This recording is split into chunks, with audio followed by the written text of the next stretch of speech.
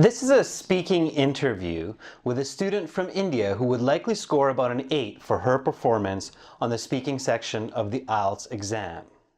The lesson is taken from www.aehelp.com. For lots more help with the academic IELTS exam, including live speaking practice with other IELTS students, as well as 6 original practice exams and lots more lesson videos, please visit us there and join, or download our app from your app store.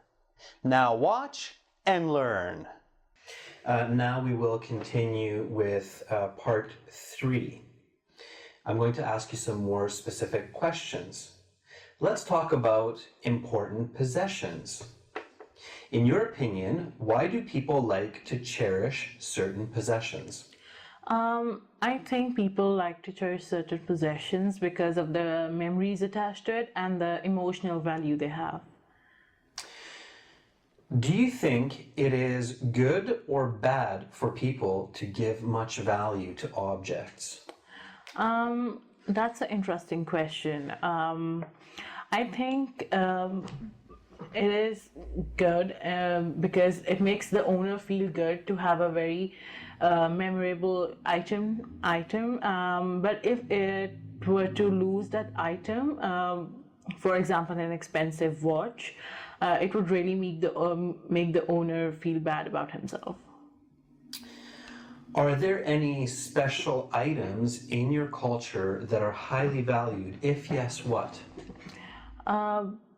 In Indian culture, we value the wedding ring the most, it's usually expensive and it's very close to the heart and very memorable.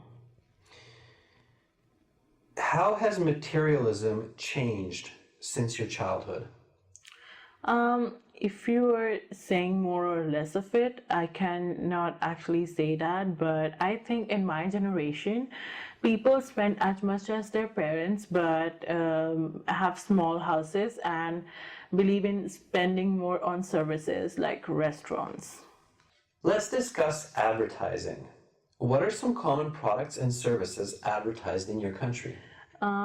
In India, the commodities advertised are like cars and food, as well as the services provided by legal help and medicine.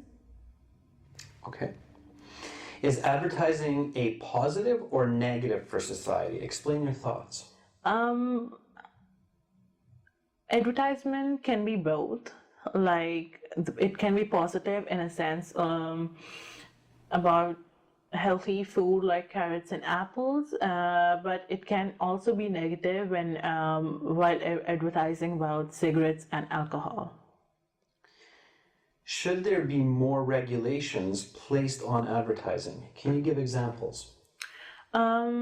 Yes, I think there should be more regulations about the advertisement of cigarettes and alcohol, which can be seen by children and it can really affect them negatively.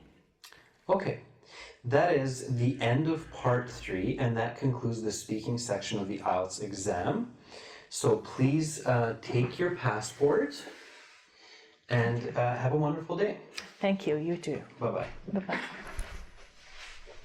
Now that you've seen some of this speaking interview, you should be asking yourself, why does this student get a band 8 on the IELTS speaking section? Well, she does some things very well. Firstly, answering all of the questions clearly and coherently. Second, she is able to think critically about the questions in the sense of what, why, and how. As well, she gives examples for several of her answers to support her opinions and ideas. It is very important for you to be able to do this in order to score 7 or higher when you sit the exam. Make sure to practice regularly at home. Record your speaking on a phone, listen back to your answers, make corrections, and then record again. Your mobile phone and recording devices are an excellent way to practice at home.